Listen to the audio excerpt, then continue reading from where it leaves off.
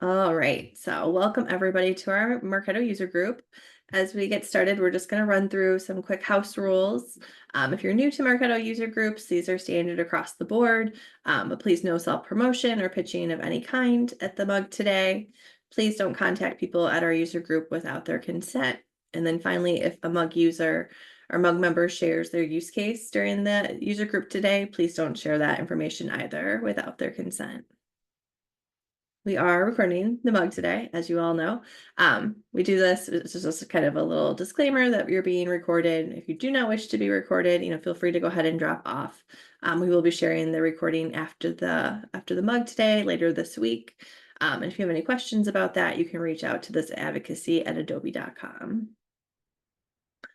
And then if you are new to the mug, you can definitely stay connected with our chapter. You can sign up on Bevy, which is the tool we use to manage all of the Marketo user groups at this link here, and we can drop this in the chat too. You can go ahead and join the North America Virtual Mug so you don't miss out on any of the events we're doing. There's a lot of other exciting stuff coming up. As some of you may have heard, you probably have gotten the emails from Adobe. Adobe Summit 2025 is coming up this coming spring, and they're now looking for speaker submissions. So if that's something that's interesting to you, definitely take a shot of this QR code and get your submission in. There's another week and a half left. By October 18th, all submissions are due. So definitely check that out if you're looking to get some speaking exposure. And then there's this great webinar that was done, I think it was done last week or the week before, but there's a recording available on the new Adobe Marketo Engage and Journey Optimizer. So if you want to check out what that is all about, there's a 45-minute roadmap session that you can view. So definitely take a look at this as well. And then keep going on the announcements. The Experience Maker Awards nominees are now open, or you can submit to be considered as a nominee for these awards. So these have been extended through October 11th, so the end of the week. So if that's something you're interested in getting yourself into, definitely do that sooner than later. And then finally, we're in the first part of the month for once. Usually our mug is a little bit later in the month. So you'll get to take advantage of all these awesome other mugs that are coming up. So there's a Marketo AMA next week, a Champion Deep Dive. There's a Phoenix mug, a sports marketing mug, which I think is a newer one. But lots of interesting things both in North America and internationally that you can take advantage of. Lots of great virtual meetings happening. So definitely check those out too. But that's all we have for housekeeping. So I'll go ahead and pass it over to our wonderful speakers. We are so excited to have not one, but two great speakers with us today. We have Robyn Hatfield, who is the Director of Marketing Operations and a Marketo Certified Expert, Solutions Architect, and Champion, who has over a decade of experience working in marketing automation and lifecycle marketing.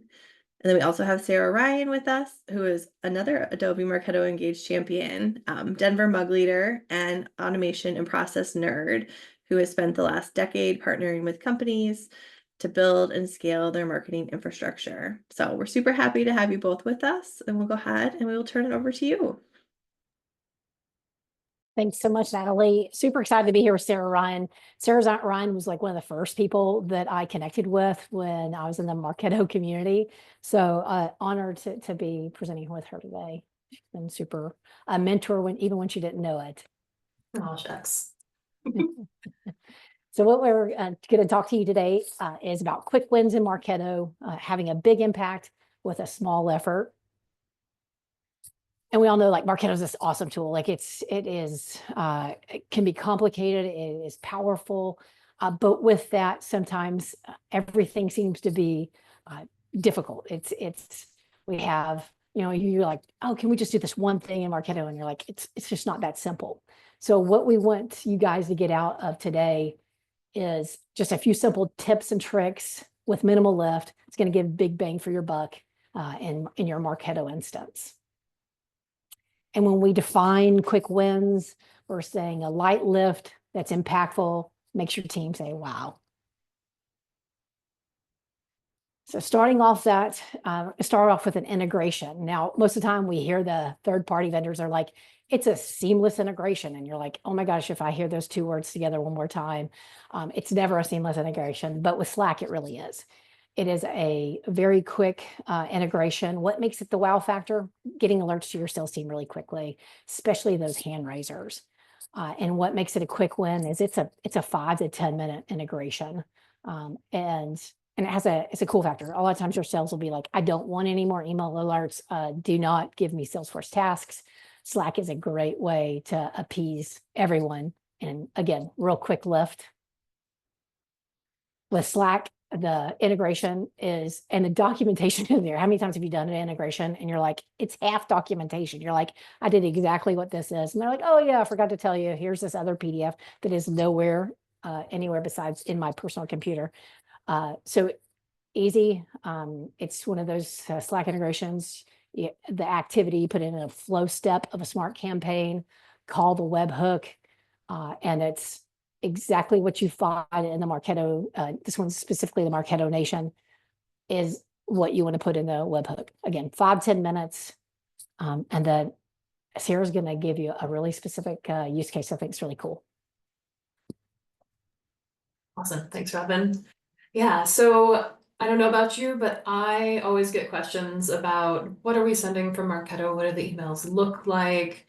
When are they going out? All of those things. So what I've done that really makes it a quick win is set up Slack alerts that have all of the details of the emails going out, including a preview link. So, you know, the best part about this is not only is it quick to set up, but there's almost no maintenance, right? It just kind of keeps on going. And so this is a great way to, you know, stop answering the same question again and again, and really, and also keep keep your sales team from forwarding emails to customers, and then you mess up the tracking and everything like that. So that's why I love this so much. So quick walkthrough of how to set this up. So here's an example of what your Slack notifications could look like. You have the link to the email, the naming conventions tell you the date of when it's going out, all of that time with the scheduled time. We included subject lines. If we do A/B testing, sometimes we'll do both on there so that we can see what that looks like as well. So my tip is to have all of your Slack alerts go to a public channel. Also link your campaign calendar, any other resources related to your emails there, so that it's really a one-stop shop for them to see everything about the email. And then actually setting it up. So I use the block kit. I'm going to send you the link that's on the slide there in the chat. Makes it really easy to set up cool Slack alerts with images and everything like that. Really easy to use. So helps kind of create that payload for you. So once you've got the Slack alert set up, then the other bit is to, if you can go to the next, update your program template, because you know we're all using program templates. We're not cloning past emails, I'm sure. So update your program template to have the tokens that you use in your Slack alert. Choose whichever ones are important to you, but get those added in there. And then you can also set up 2 smart campaigns. So because we need to use a webhook to call the Slack alert, that needs to be a triggered smart campaign. So you need a batch campaign to call the triggered smart campaign. The way that we've set it up is, you know, the smart campaign has to run on a lead record. So I have used my internal lead record. And so you'll see in my activity history, every single time that this campaign runs, will show up there, but it allows this to run. And we have that set to go out at 9 a.m. the day before the email goes out. So a couple of tips here. Make sure you use standard audience descriptions and formatting for tokens. So, you know, decide, are you going to put commas between the thousands, for example? Make sure all the formats look nice. Have the same definition of all your audiences, so you're not calling them one thing one day and another the next. And then to get the preview link, you'll use the view as web page link from the final approved test email. So final approved test email is the important part, because if you reapprove, that will create a new link that the link that you had before won't be valid anymore. So make sure you've got it final before you add that in, and don't delete your internal user. If you delete internal users from your database, just create like a little don't delete list that you can exclude from that. Make sure that person stays in there. And really important, you don't want to have unnecessary triggered smart campaigns. So make sure that when you are setting up the trigger, that you have that you set local asset expiration. So that goes off after the email is sent. So we only need it active from when it's scheduled to when it goes out. Okay, another one that I love, inherited emoji tokens. So really, it makes it as easy and reliable as adding a token to your email. If you create the tokens at the top level folder, then they will be inherited for all of your folders below that. So you can easily have them in the bodies and subject lines of your emails. So I recommend using Emojipedia for inspiration. You can also find the Unicode values there. You can also ask ChatGPT to give you the HTML and Q encoded versions of these that you can use in your tokens. So you can grab those and then create tokens.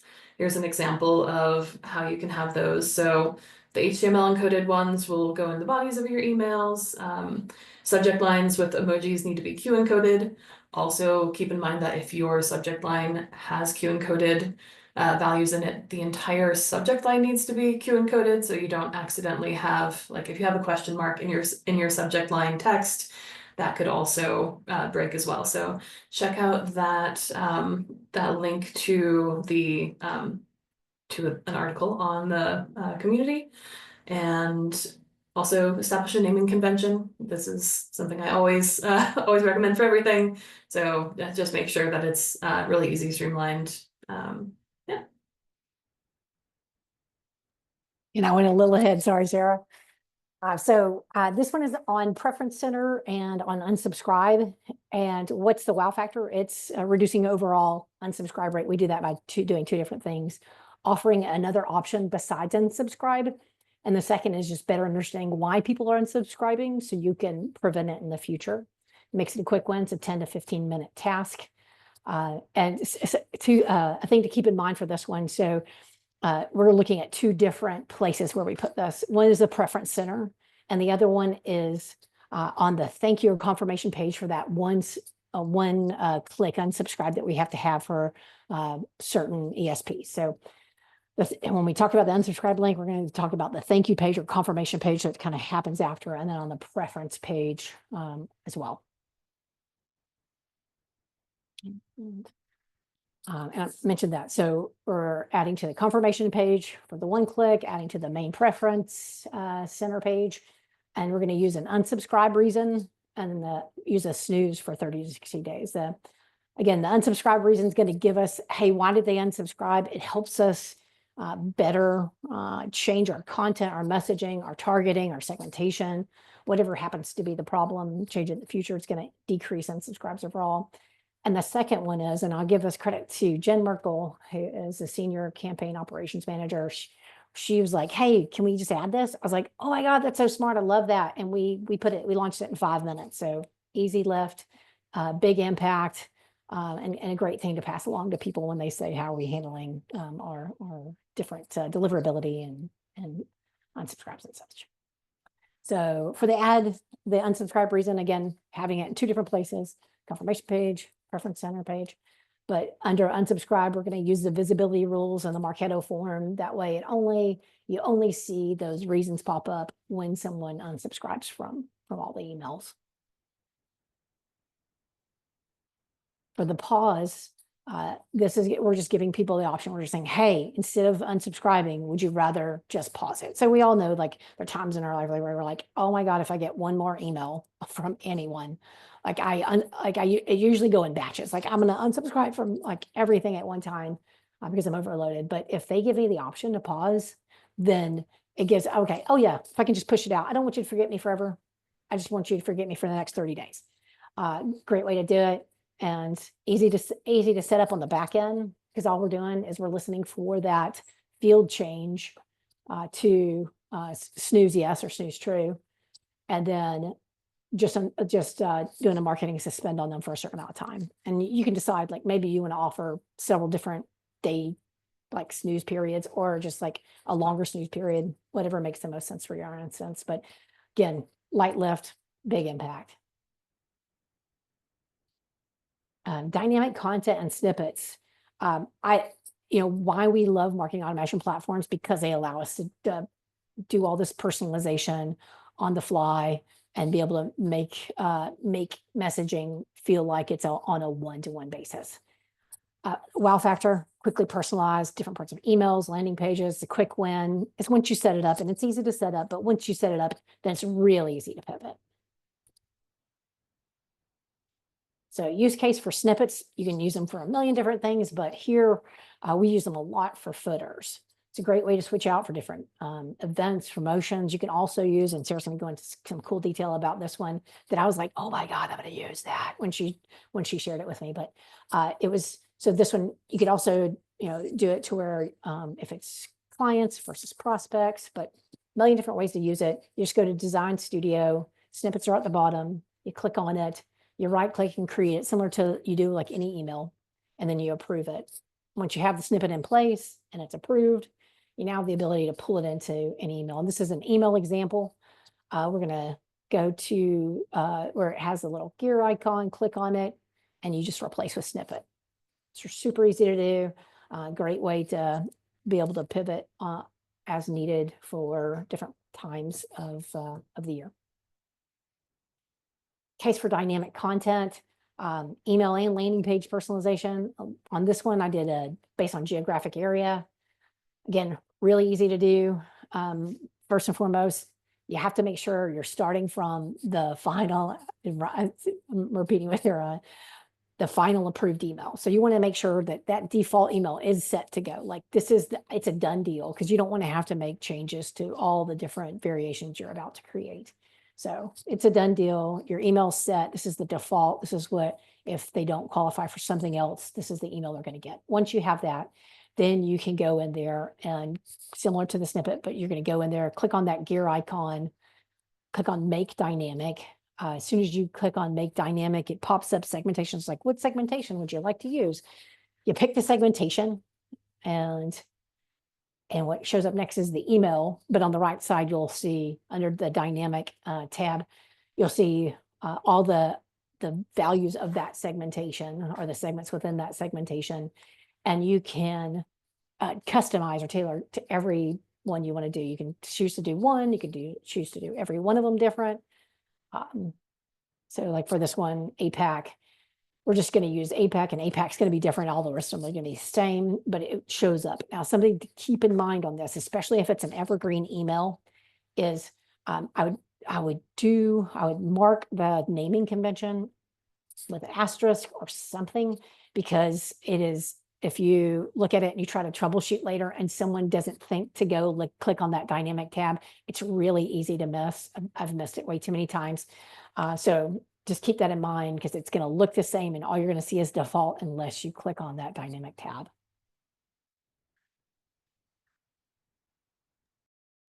Awesome. So yeah, one of my favorite use cases for having the dynamic content is to create a dynamic CTA for your autoresponder emails. So, there's all this work that goes into having like really tokenized email, autoresponder emails, right?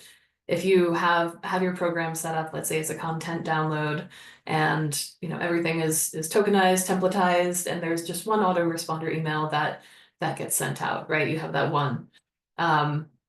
That is great, but that also means that you just have the one, right? So you can still make it dynamic and have a specific message or a specific CTA for the different people that you want. So I recommend talking to your stakeholders, getting a feel for like what we want that next CTA to be, as part of your life cycle. So maybe it's it can be as simple as if they have incomplete data or they haven't updated their subscription preferences, right? You want to have them take that action. Maybe if they are, pre-MQL, you want them to request a demo, or if there's a separate product that has a self-service motion, maybe it's a get started CTA, right? So depending on how you have that segmentation set up, if they're a customer, they may have different homepages for product A and B. So set up your segmentations based on what you want those actions to be. You can always change those. The great thing, if you're using snippets, is that you can change that in one place and approve across all of your assets. So if you didn't have that one email, you can also still use that snippet across lots of different emails and use that CTA segmentation there. Next, we have ongoing list syncs to ad platforms. This is one of the features of Marketo that I didn't use for the longest time, and it is such a big unlock, really. You're spending a lot of money on your paid media, and you want to make sure that you're optimizing that, really. So, and it's not just ad platforms. If you do have other Adobe Experience Cloud tools, you can also sync to Experience Cloud based on the data in Marketo. So you have that one source for all of your suppression lists. You can create lookalike audiences and different audiences within Marketo, and then have those go to your ad platforms. Super quick and easy.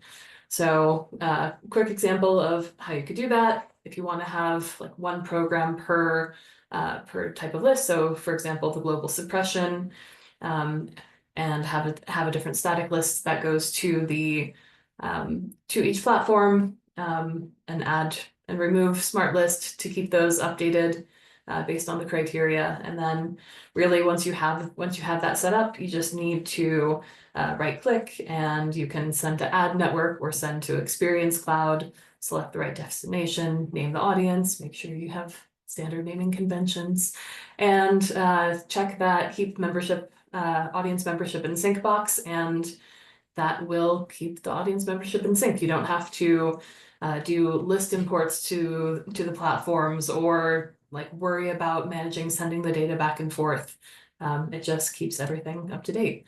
So this example is using batch campaigns. You can do triggers as well if you need something to be that real time. So as long as that data is getting added and removed to the list, that will sync that audience membership too. So okay. So I will say the quick win here is in setting up the UTMs to be captured on the form, establishing your UTM strategy and how you use that across your instance is maybe a little bit of a heavier lift, but I think the first step is definitely capturing that. So if you're not already, I would say all you have to do is update your forms to capture the UTM parameters, and they can be from either cookies or URL parameters. So just quick how to do it. This is all it looks like. You add these fields, set them as a hidden field type in your forms, have your form prefill disabled, and then you can either select if you get it from the cookie value. If you're getting it from the cookie values, you need to make sure you're setting your cookies as well. So there has to be something there, or you can also get it from the URL parameters as well. So that will capture when they fill out a form on a page that has those UTM parameters there. So that is how you can capture those. So from there, you can then take that and set up your programs to send them to different campaigns based on where they came from. You can do everything from, we have a whole custom object in Salesforce that tracks their UTM value changes over time. So you can see that like path of the channels that they've been through. So all of that, a little bit heavier lift, but just getting the data is definitely a quick win. So, and then my very favorite form win is to make the form names include the form ID. So when you're embedding your forms on non-Marketo landing pages, you're going to need that form ID. This really creates a common language between you and the web team. If there's someone else who is embedding those forms, whoever's kind of working in your CMS. so that you always know that, you know, form 1020 is your contact sales form. So you can have both of those. So you just grab that form ID if you want to show. Right, there you go. 1020 contact us. You'll create the form and then it'll generate the asset ID. Go back and edit that name to add the asset ID. And then, you know, make sure that if you have, before you change the names, I would say make sure that you know where you're using those form names. So if you have smart campaigns that use naming conventions like name starts with, for example, I've been in organizations where you have certain form names that start with MQL, for example. So if you have anything around there that is using starts with, make sure that you know that ahead of time and get those adjusted, and set your naming conventions accordingly. And I'm pretty sure I heard this one the first time from you, Sarah Ryan, like years ago. And I was like, oh my God, how did I even not think about doing that? It is like such a game changer and so freaking simple. Yeah, I mean, so simple, and can't take credit for it. I learned it from someone else as well. So, you know, it is why we do this, is sharing all these tips. So. Okay, oh, this one's me too. People performance reports. So to be honest, I don't use a lot of Marketo reporting. I am fortunate enough to have an organization where we have Marketo connected to Snowflake. We do a lot of our reporting through Tableau, but there's still a lot of goodness that you can get from the Marketo reports. And I use these a lot as a good starting place to do certain investigations or keep track of data hygiene issues. You can also, if you set up a subscription to your segmentation or to any one of these reports, you can, you know, export that report and show and track the changes over time as well. So we'll do that with some of our audience segmentations, for example. So here's one example. If you get a request, we want to set up a nurture streams by industry. You look at your industry field and you think, oh crap, I don't think they're planning on building a yogurt industry nurture track. So we might need to do some deep dive into how we get all of these industries grouped and do a little bit more work there. So that's a good way to do a quick gut check and get that feedback that, like, yes, we can do this, but there's some work that needs to be done first, right? You know, lots of people have issues with their data from Marketo not syncing to their CRM. If you have a specific pick list for country values, for example.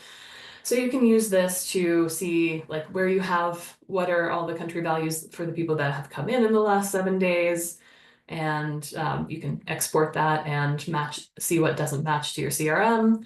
Or if you just happen to know that, you know, there's a certain one that doesn't match, you can also click to drill down. And so, or if you're just curious about like where the people from Zimbabwe are coming from, you can see that by person source, for example. So great way to do a little bit of drill down. That drill down functionality is not available in all report types. So that's one thing that is particularly cool about the people performance reports. You can really get down to that level of detail.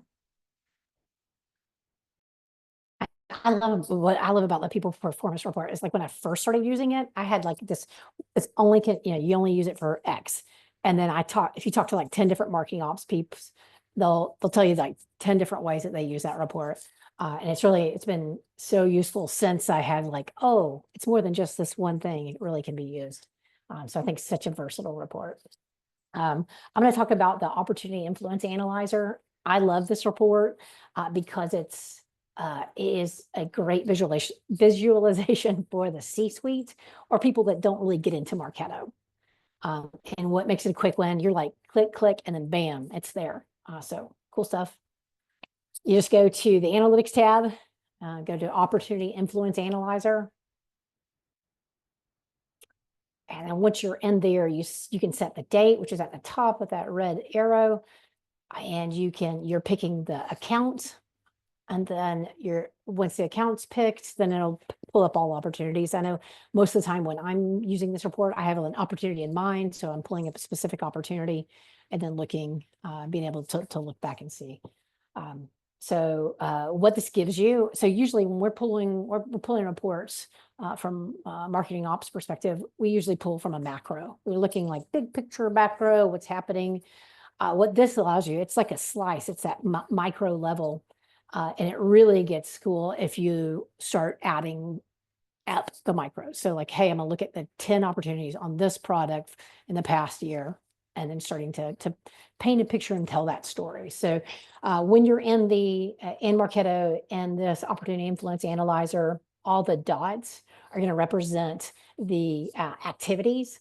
And the bigger the dot, the more activity happens. So they could be like 3 people clicked on one email, or 3 people registered, or it could be 1 person did several things. So the bigger the dot of that red or orange, because I'm partially colorblind, is it will the bigger it is, more people are more actions happening. The green check mark is the success, Marketo success in a Marketo program. Woo. And then that green box is going to be the opportunity open and opportunity closed. And then on the right side, which I think is super helpful, I really wish they would add job title, because I end up having to manually pull this, but the opportunity role is a person that's actually attached to the opportunity. And then all the other folks that have some type of engagement are listed below. And obviously I have them grayed out here. What I do when I put this, I put it into like a deck. I take a screenshot of it, and then I just fill in based on the data that's in Marketo. Then also pull data from the CRM, pull data from other activities that happen outside of that. Again, trying to paint a picture of like, hey, what really led to this? How many people were involved in this? What content was key in this opportunity? And so we start to see it as and I have it very basic on this one, but I go into a lot more detail when I can share the detail, obviously. But I have like, John Doe, open and nurture email that's about this product, and this is the topic. So you can really see, hey, there's a trend. This person, demo requests come from after people hit this. Or I also, I insert key players on the right, and those are hey, people that have like lots of engagement, maybe the top 5 people, and I put their job title. And you don't really get to see it when you pull one, but let's say you just pull 10, the same product, you start to see a trend, and you're like, oh, wait, these people aren't we've never considered them a decision maker. They're never even on the buying committee, but you can look and you go, this type of role has been consistently engaging, and they're usually one of the first ones to engage. So that tells us, and then we start to paint a story of like, we need to talk to these people, even though they're outside, like sales is, no, they don't bother with them. No, we really do, because they're in the buying decision. So this is a impactful report. I love it. The C-suite loves it. So when you put it up, they're like, ooh, you get the oohs and ahs, and it's really easy to do. Just a little manual effort on the back end once you pull it. But still, you're talking 15 minutes max, full impact. I love that. And also, if you go back actually to Yes. where you can select the people who are on the opportunity or not, you don't have to actually go back. There we go, you got it. This can also be used for your team to look for people who are missing from the opportunity, who should be on there, right? So if your attribution model is based on people actually being on the opportunity, this could help highlight where you might want to do a little bit of cleanup and get those people on the opportunity, and help maybe reinforce that process with the sales team too. So a lot of great ways to use it, both with that C-level visibility, but also like for the people who are trying to scrap and get every little bit of attribution they can use that too. So very cool. Oh my God, that is so true, Sarah. I mean, that is a pain point. You can feel it in your soul. Yes. Yeah. Awesome. So we definitely have time for questions. So I saw a few of them in the chat. Also, if you want to ask any more questions or follow up on anything, connect with us on LinkedIn. I know that we're both pretty active on there, and happy to chat through more. So awesome. Yeah, I know. I'll try to go from the top here. You answered some throughout. So I know someone had a question about the Slack notifications in the beginning. Do either of you know if there's a Teams option for those? I don't know if there's the same sort of like Slack block kit thing for Teams, but you definitely can use a webhook to send notifications to Teams as well. There are a lot of people who use Teams that are doing all kinds of cool things with Teams and Marketo. Yeah, definitely. Cool. I know people were wondering if you have any stats on the usage of the snooze option, right? The pause instead of unsubscribe. So we've seen a decrease. It's pretty minimal right now because we just like literally just put it in place recently. So not yet, but we had an immediate impact on the emails we sent out. So small percentage right now, but I'm hoping that'll go up. So we'll see. I love that tip. We did something like that in my previous company. I kind of forgot about it until you started talking. I was like, oh yeah, that is a good one. I know there's kind of a comment / question about the Marketo Snowflake Tableau connection. Do you have any advice on like resources for that or any updated documentation that we could share with the attendee? Yeah, I can see if I can find the documentation for it. We use Fivetran to actually get the data from Marketo into Snowflake, and I really appreciate the way that Fivetran has their documentation set up. It's very clear, like these are all the tables that you have, these types of activities, every single attribute you can see there. So that's really really helpful.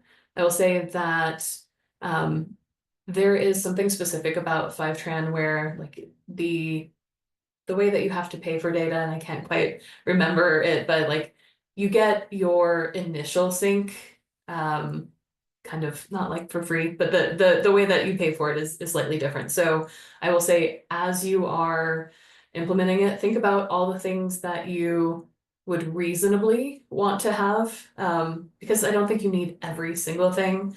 But you know, we initially took we took a very like small approach at first and then added on later. And like every time you do that it takes like longer to sync everything. So you have to, you know, like take that into consideration, that it will sometimes like slow down if you add a whole bunch of data at a later time. But then there's also additional cost if you do that after the initial sync too. So that is yeah, that's what I'm thinking about for that. But yeah, if you go to Fivetran, you'll be able to see their documentation there. Perfect. Sounds good. I think I got all of the questions from the chat. If you asked something and we haven't asked the panelists yet, please feel free to go off of mute and we can make sure we get your question answered. If there's any other questions, definitely feel free to throw them out there.